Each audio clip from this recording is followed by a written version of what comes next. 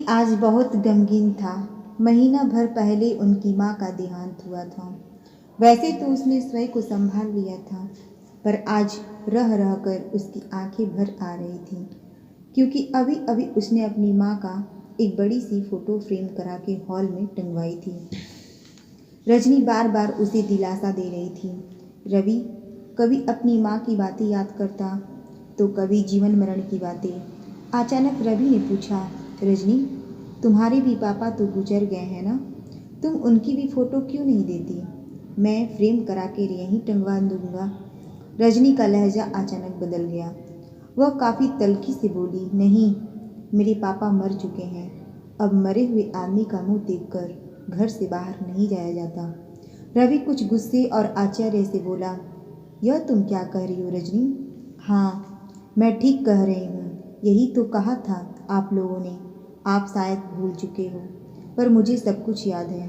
रजनी की आंखों के सामने 2 साल पहले का मंजर गुजरने लगा। जिस शनिवार की रजनी अपने मायके से होकर आई थी, ठीक उसके अगले शनिवार को उसके पापा की मौत हार्ट अटैक से हो गई थी। रजनी को यकीन नहीं हो रहा था कि उसके पापा नहीं रहे। कितना आघात पहुंचा था उसे। अंत्येष्टि से वापस आने के समय पिता की एक फ़ोटो वह अपने साथ लाई थी, जिसे फ्रेम कराकर वह उसकी जगह टांग रही थी जहां आज रवि की माँ की फ़ोटो टंगी है। पर पापा की फ़ोटो टांगते देखकर सासू माँ काफ़ी तल्खी से बोली, यह क्या कर रही हो बहू?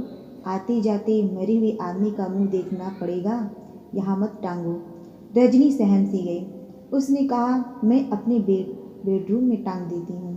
सोकर उठते ही सबसे पहले मरे हुए आदमी का दर्शन होगा, सासू माँ ने उसे तल्खी से कहा। रजनी ने तन बदन में आग सी लग गई।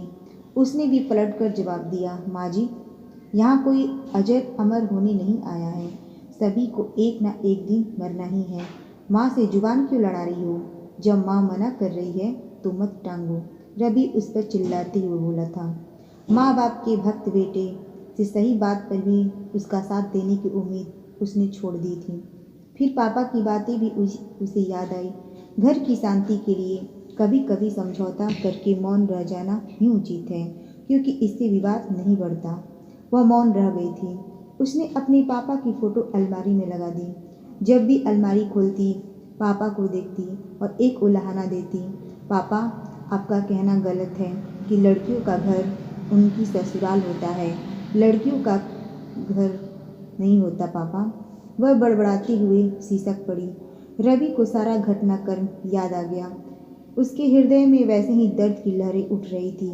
आज रजनी के दर्द को भी उसने बड़ी शिद्दत से महसूस किया। फिर एक शर्मिंदगी और पश्चाताप के साथ रजनी को अपनी बाहों में लेते हुए बोला, I am very very sorry. Rajni, मैं आज पापा की भी फ़ोटो यहाँ लगवाऊंगा। रजनी ने भी यह सोचते हुए रवि को माफ़ कर दिया कि जब तक इंसान पे आप बीती नहीं पड़ती, तब तक वह दूसरों का दर्द शायद समझ ही नहीं पाता है।